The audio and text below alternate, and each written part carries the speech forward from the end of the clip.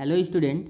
आज के इस वीडियो में हम रिलेशन और फंक्शन से रिलेटेड बहुत ही इंपॉर्टेंट टॉपिक पढ़ने वाले हैं। यानी संबंध और फलन में हम किसी संबंध का प्रांत, परिसर और सह प्रांत कैसे निकालते हैं और वे क्या होते हैं उसको समझेंगे, जिसे हम बोलते हैं डोमेन, रेंज और कोडोमेन। तो इस वीडियो को पूरा अंत तक देखें और नोट जरूर बनाएं। तो चलिए आज का वीडियो शुरू करते हैं।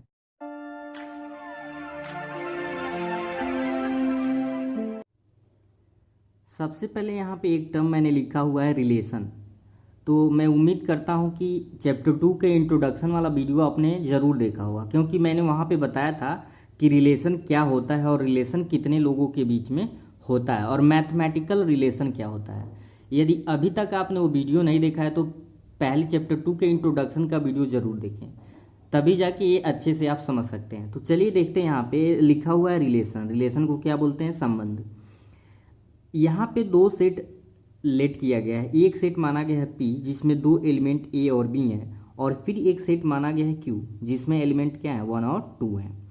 यदि हम इसका कार्टेशियन प्रोडक्ट यानी कार्तीय गुणनफल निकालेंगे तो कुछ ऐसे होगा P क्रॉस Q। तो A का अगर हम मतलब आपको पता है कार्टेशियन प्रोडक्ट में पहले एलिमेंट को जितने भी सेट 2 के एलिमेंट होते हैं सब में मल्टीप्लाई करते हैं, और ये नहीं कि A हो जाएगा A का 1 में करेंगे, ऐसे नहीं होता है। ए का 1 में मल्टीप्लाई किए तो क्या हो गया, ए कामा 1, फिर ए का 2 में करेंगे तो ए 2 मतलब ए कॉमा 2, फिर बी का 1 में किए बी कॉमा 1 और बी का 2 में किए बी कॉमा 2। ये आपका निकल गया पी क्रॉस क्यू यानी कार्तीय गुणन निकला। तो इसके अनुसार अगर हम फार्मूला बनाए तो लिख सकते हैं number of relation is equal to number of subset of A cross B. आपको बताया गया था कि संबंधों की जो संख्या होती है ए गुणे बी में उप समुच्चयों की संख्या होती है। ठीक है, तो आप इसी को ऐसे भी लिख सकते हैं, रिलेशन जो होता है Cartesian product of subset. Relation जो होता है सबसेट ऑफ कार्टेशियन प्रोडक्ट, संबंध होता है कार्तीय गुणनफल और इसको क्या बोलते हैं, सबसेट। संबंध यह होता है क्या, संबंध होता है सबसेट ऑफ कार्तीय गुणन। ठीक है, ये चीज़ मैं इसलिए बता रहा हूँ, थोड़ा से आपको प्रांत, सह प्रांत और परिसर समझने के लिए ये चीज़ें समझनी पड़ेंगी। अब मैं एक अलग से एग्जाम्पल यहाँ पे एज्यूम कर रहा हूँ। एनसीईआरटी में आपका दिया हुआ है, पहला एग्जाम्पल है, एक सेट P लिया गया जिसमें एलिमेंट है A B C। दूसरा सेट है Q जिसमें अली है, भानु है, विनोद है, चंद्रा है और क्या है, दिव्या है। तो इसका हम अगर कार्तीय गुणनफल निकालें, कार्टेशियन प्रोडक्ट निकाले तो होगा, क्योंकि पी क्यू है तो यहाँ पे ए क्रॉस बी नहीं होके क्या होना चाहिए, पी क्यू होना चाहिए। ठीक है, तो जब पी क्रॉस क्यू निकालेंगे तो ए के साथ अली आएगा, फिर ए के साथ भानु आएगा, फिर ए के साथ विनोद और फिर ए के साथ क्या आएगी, चंद्रा आएगी। इसी प्रकार बी के साथ सारे एलिमेंट को लेंगे और सी के साथ सारे एलिमेंट को लेंगे। तो पूरा लिखा नहीं गया है इसलिए लास्ट में सी डॉट क्या लिख दिया गया है, चंद्रा। तो ये हो जाएगा आपका P क्रॉस Q। अब इसी को अगर हम एरो डायग्राम, जिस प्रकार से आप चैप्टर 1 में वेन डायग्राम से किसी को डिनोट करते थे, उसी प्रकार से अगर इसी को हम P क्रॉस Q को डिनोट करें किससे, एक एरो डायग्राम से, तो ध्यान दीजिए यहाँ पे कुछ ऐसे बनेगा। ये बहुत ही इंपॉर्टेंट टॉपिक है, ध्यान से समझना है इसको। अगर ये आपको समझ आ गया एरो डायग्राम यानी तीर आरेख जिसे बोलते हैं क्या होता है, तो आप आसानी से समझ जाएंगे कि रिलेशन कैसे बन रहा है और डोमेन, कोडोमेन, रेंज हम कैसे निकाल रहे हैं। तो आप यहाँ पे देख रहे हैं कि एक P सेट लिया गया है और एक Q सेट लिया गया है और इसको एक सर्कल नुमा आकृति में दिखाया गया है। तो यही बोला जाता है एरो डायग्राम। क्या बोला जाता है, तीर आरेख। तो सेट P में जो एलिमेंट लिया गया था आप देख सकते हैं, उसमें A था, B था और क्या था, C था। यानी इसमें टोटल कितने एलिमेंट हैं, 3 एलिमेंट थे। और जो सेट Q था उसमें अली था, भानु था, विनोद, चंद्रा और दिव्या। ये सारे एलिमेंट किस में थे, सेट B में थे। तो यहाँ पे आप देख रहे हैं एरो कुछ ऐसे बना है, A गया है अली, A का एरो कहाँ गया हुआ है, अली।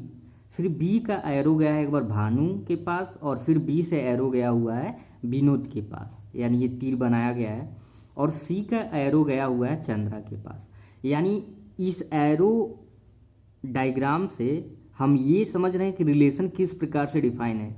तो रिलेशन आपका यहाँ पे क्या डिफाइन हो रहा है, इसको x माना जा रहा है, इसके सारे एलिमेंट को x माना जा रहा है और इसके सारे एलिमेंट को क्या माना जा रहा है, y।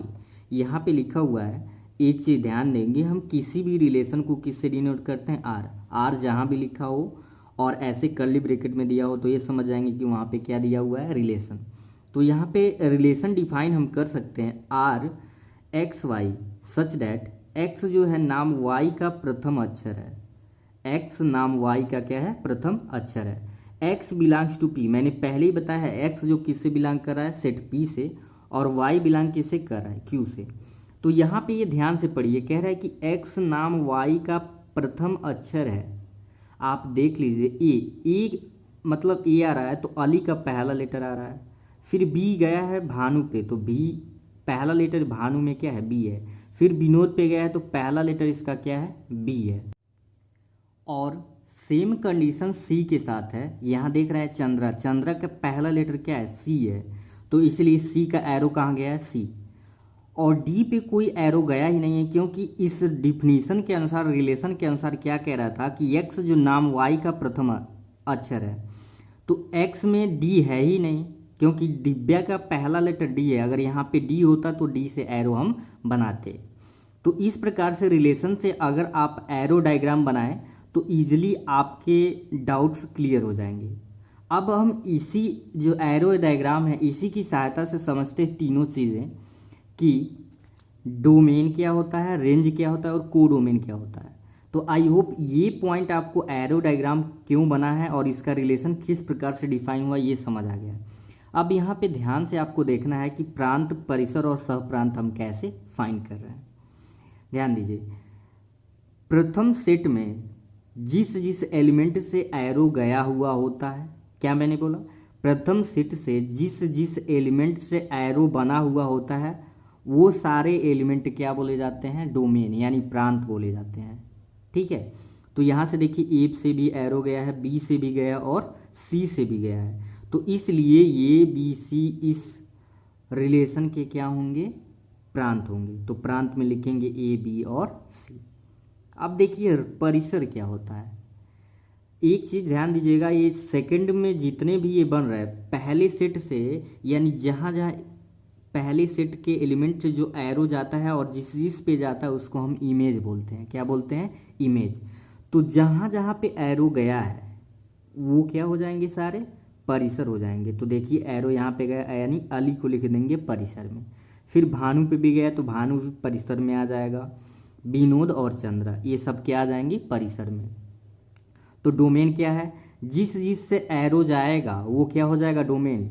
और एरो जहाँ पे जाके समाप्त होगा दूसरे सेट में वो क्या बोला जाता है, इमेज बोला जाता है। तो ये हो गया आपका, आप डोमेन क्या होता है, रेंज क्या होता है, ये समझ आ गया। तीसरा जो होता है सहप्रांत, जिसे हम बोलते हैं को डोमेन।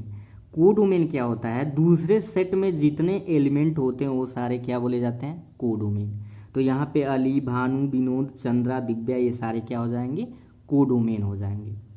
तो आई होप आपको डोमेन, रेंज और को डोमेन क्या होता है ये समझ आ गया होगा। इसका डिफिनीशन भी आप देख सकते हैं, मैंने यहाँ पे मेंशन किया हुआ है। डोमेन क्या होता है, यानी प्रांत, समुच्चय ए और ए से समुच्चय बी में संबंध, आर के क्रमित युग्मों के सभी प्रथम घटकों के समुच्चय को संबंध आर का प्रांत कहते हैं। क्या कहा गया है, ए से समुच्चय बी में संबंध आर के क्रमित युग्मों का।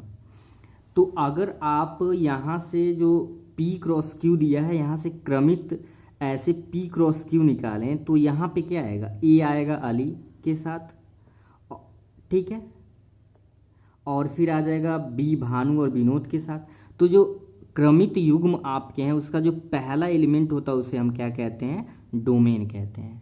ठीक है, और एक चीज़ ध्यान देंगे, इस रिलेशन को अगर कहीं ऐसे लिखा हो R such that P to Q, इसे हम क्या कहेंगे कि रिलेशन यहाँ पे कहाँ से कहाँ तक है, P से Q की तरफ है, क्या है, P to Q है। ठीक है, तो एक एग्जाम्पल भी लेते हैं और फिर समझते हैं कि डोमेन, रेंज और को डोमेन कैसे ज्ञात करें।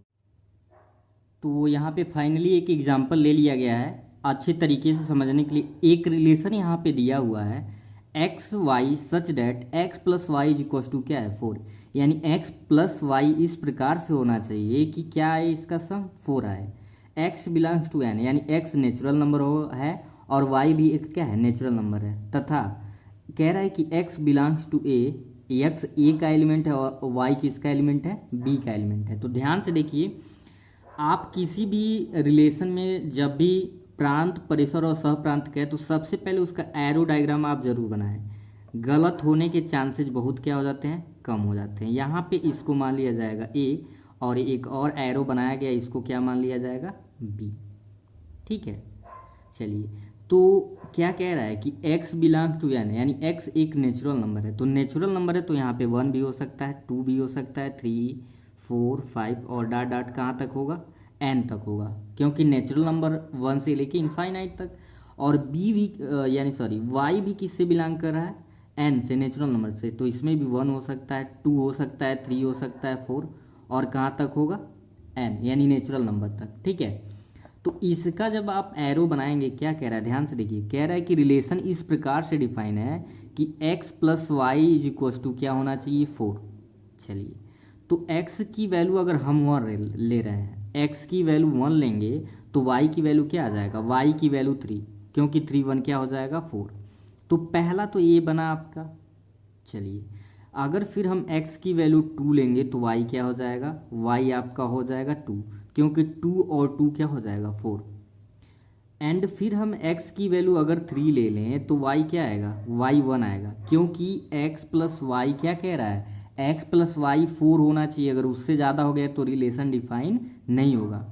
अब आप खुद बताएं, क्या मैं x की वैल्यू इनको छोड़ के कुछ और ले सकता हूँ? अगर मान लीजिए मैं 4 ले लूँ तो y की वैल्यू क्या होगा, तब 0 रखना पड़ेगा, तभी दोनों साइड क्या होंगे, इक्वल होंगे। और चूंकि नेचुरल नंबर में 0 होता ही नहीं है। अब इसको आपको क्या निकालना है, प्रांत निकालना है, यानी डोमेन निकालना है। फिर निकालना है रेंज, इसको क्या बोलते हैं, प्रांत बोलते हैं, इसको बोलते हैं परिसर। ठीक है, और थर्ड जो आपको निकालना है वो निकालना है कोडोमेन। कोडोमेन को बोलते हैं सह प्रांत। ठीक है, तो देखते हैं कि कैसे ये फाइंड हो रहा है। मैंने आपको बताया है कि जहाँ से एरो बन रहा है, जिस जिस एलिमेंट से सेकंड सेट में एरो बनेगा वो होता है डोमेन। तो यहाँ देखिए 1 से भी एरो बन रहा है, 2 से भी एरो बन रहा है और 3 से भी एरो बन रहा है, यानी तीर जा रहा है। तो यहाँ पे 1 2 और 3 इस रिलेशन का क्या होगा, प्रांत होगा, यानी डोमेन। तो लिख देंगे 1 2 3, ये आपका क्या हो गया, ये हो गया आपका डोमेन। ठीक है, फिर निकालना है रेंज, यानी परिसर। तो जहाँ जहाँ पे एरो डायग्राम जाता है, यानी जिस जिस एलिमेंट का इमेज बनता है, ये सारे क्या होंगे इमेज, इमेज ही क्या होता है रेंज। तो यहाँ 1 से गया 3 2 1, यानी इसका परिसर जो हो जाएगा 3 2 और क्या हो जाएगा 1। और कोडोमेन क्या होता है, सेट बी में जितने एलिमेंट होते हैं वो होता है कोडोमेन। तो 1 2 3 4 5, तो लिख सकते हैं सेट ऑफ नेचुरल नंबर। क्या लिखेंगे, सेट ऑफ नेचुरल नंबर, यानी सभी प्राकृतिक संख्याओं का क्या होगा, समुच्चय होगा। तो आई होप आपको प्रांत परिसर और सह प्रांत क्या होता है और उसे कैसे निकालते हैं अच्छे से समझ आ गया होगा। आज का ये वीडियो आपको कैसा लगा कमेंट सेक्शन में ज़रूर बताएं। फिर मिलते हैं अगले वीडियो में, तब तक के लिए थैंक यू।